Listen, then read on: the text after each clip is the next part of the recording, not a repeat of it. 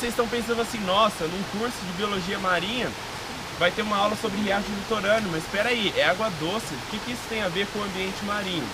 Então, acreditem vocês, nessa parte de biologia marinha vai ter sim uma coisa sobre água doce e vocês vão ver que o ambiente está totalmente interrelacionado às coisas aqui. Então não estranhe que a Aline está filmando aqui, então vocês podem sorrir a qualquer momento, vocês estão no canal do cabelo e vocês estão no YouTube por livre e espontânea surpresa. Então, tem isso, para quem depois quiser acessar o vídeo, vocês vão sair lá, youtube.com/canal do cabelo, tem esse esqueminha aí. Quem quiser direitos autorais, depois a gente conversa sobre um contrato. Então, para quem está assistindo aí, a galera que está aqui comigo é o pessoal da UFTM de Iturama. Eles estão aqui acompanhando a gente nessa trilha aqui em Ubatuba. Como eu estava dizendo, essa parte aqui do riacho litorâneo é talvez uma das mais importantes para vocês entenderem como funciona a questão de adubação do ambiente marinho. Quando eu conversei com vocês a respeito do manguezal, eu falei para vocês da importância e da quantidade de nutrientes que chegam no ambiente marinho através de um rio ou de um riacho. Vocês estão lembrando disso? Então agora nós estamos aqui numa porção um pouquinho mais acima, como o professor Adilson comentou, aquele esquema de gavetinhas, conforme a gente vai subindo aqui, nós vamos encontrando os estratos mais acima e aqui é onde a gente começa a entender a verdadeira origem de tudo que cai no mar. Foi falado aquele ditado lá para vocês, não lembro bem quais eram as exatas palavras, mas haverão peixes no mar enquanto houverem plantas na terra ou vice-versa, alguma coisa do tipo. Então era alguma coisa assim, porque o que sai daqui vai consequentemente cair no ambiente marinho. E o ambiente de riacho litorâneo, para a nossa parte aqui do litoral norte do estado de São Paulo, são os principais adubadores e um dos ambientes mais característicos da Mata Atlântica. Por que eu estou falando isso? Se vocês forem no delta de um rio muito grande, como o Rio Paraguai, por exemplo, vocês vão ver que é uma coisa muito maior do que aquele estuário que nós fomos ontem à tarde, né? Então, se vocês pararem para olhar, a quantidade de matéria orgânica que vai chegar de um riacho desse porte é muito menor do que o delta de um rio muito grande, por exemplo. Porém, esse rio aqui, esse riacho litorâneo, é um dos ambientes aí mais didáticos para vocês que vão querer estudar aí a teoria de riachos, ou para quem gosta de rios, né? Quando vocês têm ecologia de rios e lagos, ou normalmente no Brasil nós não temos grandes lagos assim, mas nós temos lagoas marginais em alguns rios. Mas de um modo geral, existe uma teoria a respeito de riachos que chama teoria do rio contínuo. Já ouviram falar sobre essa teoria? Essa teoria, gente, ela diz o seguinte, que todo rio, ele tem, de vias de regra geral, eles têm 3 estágios. Então vamos pensar assim, como um rio começa? Normalmente o rio Tietê, por exemplo, começa de uma nascente lá, brotando de dentro da terra, ou seja, de um lençol freático. Essa é uma das formas mais comuns de se começar a formar um rio. Muitos rios de grande porte, como por exemplo o rio Tietê, depois ele vai desaguar lá no Paraná, etc e tal, até desaguar em rios maiores. Mas ele sai de uma nascente. No caso desses riachos aqui, os riachos litorâneos, eles não vão ter uma nascente com água brotando de dentro da terra. Como vocês perceberam, Ubatuba é um lugar muito úmido.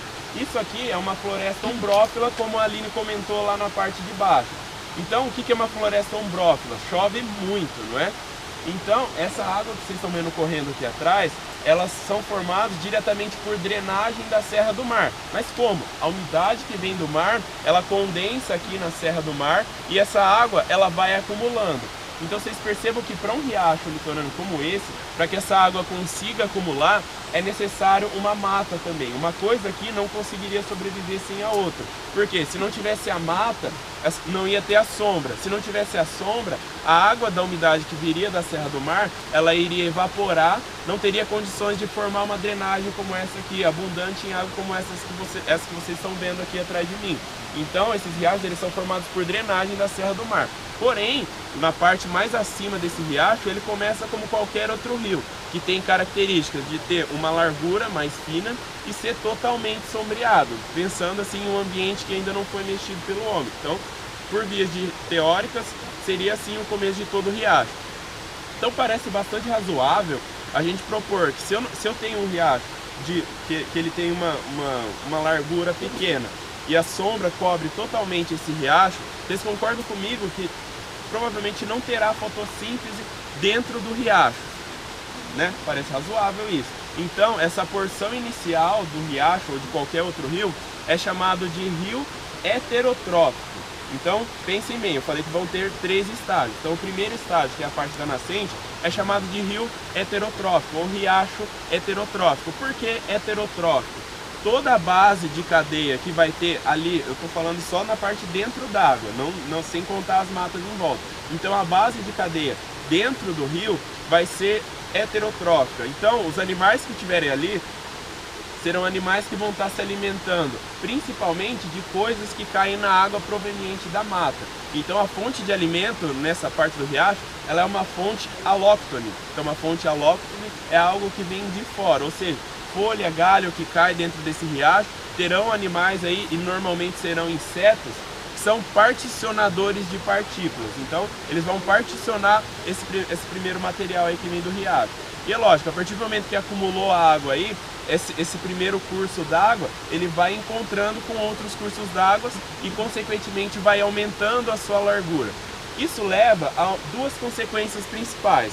Uma, vai aumentar a largura desse riacho, vai chegar mais ou menos a esse estágio que a gente está aqui. Nós estamos mais ou menos na parte do meio de um riacho.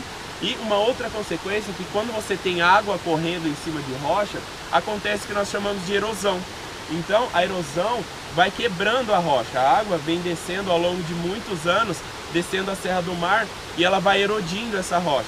Aqui atrás de mim vocês estão vendo um pedaço de rocha enorme, estão vendo? E ali o outro atrás um pouquinho menor e tal. Uma rocha desse tamanho, ela é chamada de matacão. Então nessa parte, na segunda parte do riacho, é comum que a gente encontre rochas do tamanho de matacões. Então, tem 2 características da parte intermediária do riacho. A presença de matacões, esses que vocês estão vendo aqui, e uma largura onde já permite uma certa entrada de luz.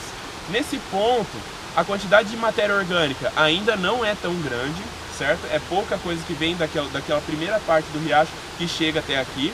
Você tem um sedimento, teoricamente, de uma granulometria um pouco maior ainda, porque ainda não sofreu tanta erosão de uma quantidade muito grande de água. Porém, essas rochas que tem aqui, que estão sob a luz solar, elas já servem de substrato para organismos fotossintetizantes. Mais acima, nós vamos entrar no riacho e vocês vão perceber, a hora que passar a mão em cima das rochas, que elas estão cobertas aí ou por algas, ou por alguma, ou na lateral assim já vai ter algumas espécies de briófitas. Então vocês vão perceber que nessa parte do riacho já tem fotossíntese. E aí essa parte intermediária do riacho, ela recebe o nome de riacho autotrófico. Por quê?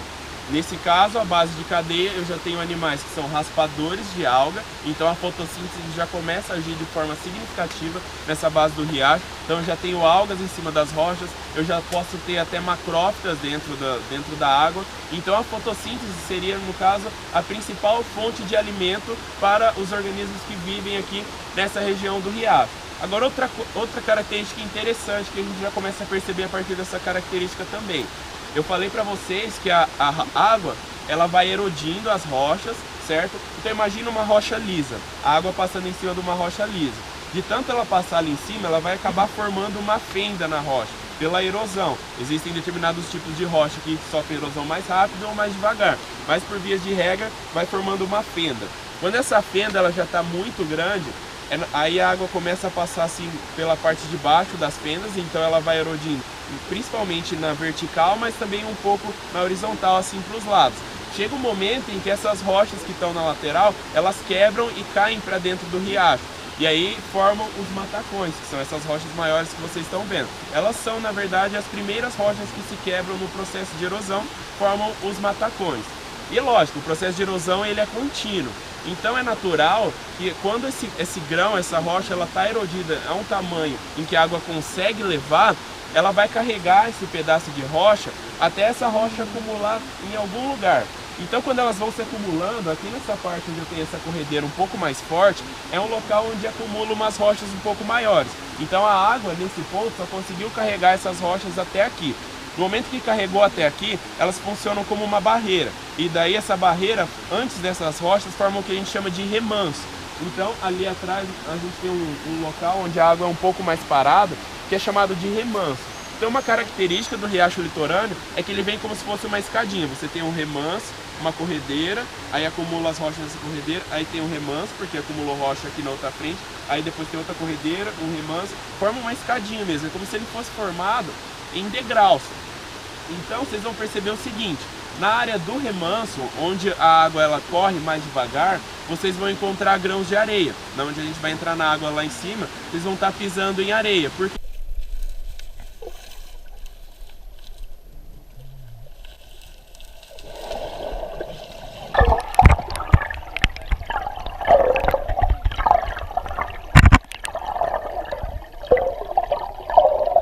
você está no remanso e no remanso a correnteza não é forte, não consegue carregar esses grãos de areia. Então o tipo de sedimento também muda na área do riacho que a gente vai estar.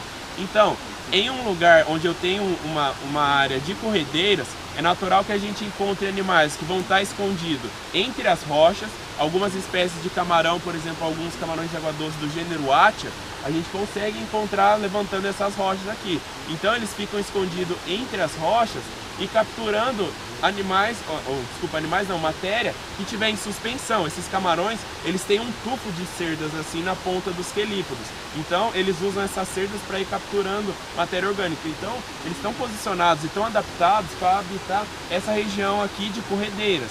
Já em regiões do remanso, outras espécies vão habitar. Podem ser os animais que serão os predadores, aí no caso dos animais que estão se alimentando de algas. Então a cadeia alimentar nessa região ela já começa a ficar um pouquinho mais complexa. Por quê? Porque já tem aí uma base um pouquinho melhor e você consegue sustentar uma cadeia alimentar um pouquinho mais complexa. Só que esse riacho continua correndo até chegar naquela área do estuário, que nós chegamos lá quando nós fomos ao manguezal. Então percebam o seguinte, no estuário já aconteceu tanta erosão em que os grãos de sedimento eles chegam muito finos lá na região do estuário. Então o grão ele é tão fino e a quantidade de matéria orgânica que vai sendo produzida aqui lá na região do estuário ela é tão grande que no estuário a água chega a ser escura, como o professor Adilson explicou para vocês, e essa água escura já não permite tanta fotossíntese na água. E aí o riacho ele volta a ser classificado como um riacho heterotrófico. Ah, Cabelo, mas e aí qual vai ser a base de cadeia? Se não tem fotossíntese e o riacho já vai estar tão largo que não vai cair tanta coisa dentro d'água. Lembra aquilo que eu falei que no caso, lá naquela parte tem muita matéria orgânica? Então, nesse caso, a base de cadeia serão animais decompositores, como fungos e bactérias, ou bactérias que praticam quimiossíntese também. Então, a base de cadeia muda, porém é considerado heterotrófico simplesmente porque vai ter a ausência de fotossíntese. Agora a gente vai continuar a trilha aqui andando para cima e ali na frente a gente vai poder tomar água. Aí você fala, nossa, Cabelo, porque como você sabe que essa água é segura para eu tomar e eu não vou ter uma dor de barriga aí se eu tomar essa água? Existem alguns grupos de insetos que são chamados de bioindicadores.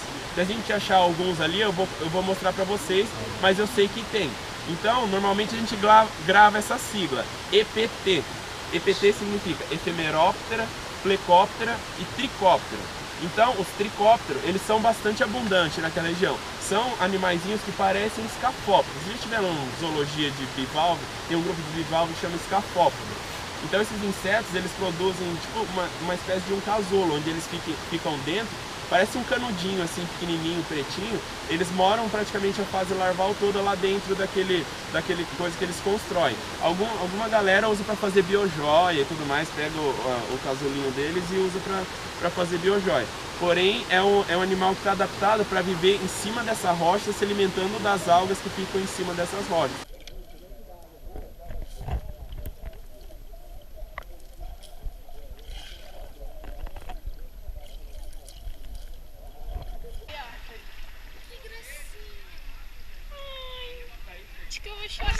E eles só se desenvolvem se tiver uma água com uma qualidade boa. Então é um bioindicador de boa qualidade de água. Quando a gente chegar lá em cima, vocês vão encontrar esses animais. Aí vocês vão falar, não, então a água é de boa qualidade, a gente vai poder tomar essa água. E ela vai estar gelada. Por quê? Por que ela vai estar gelada?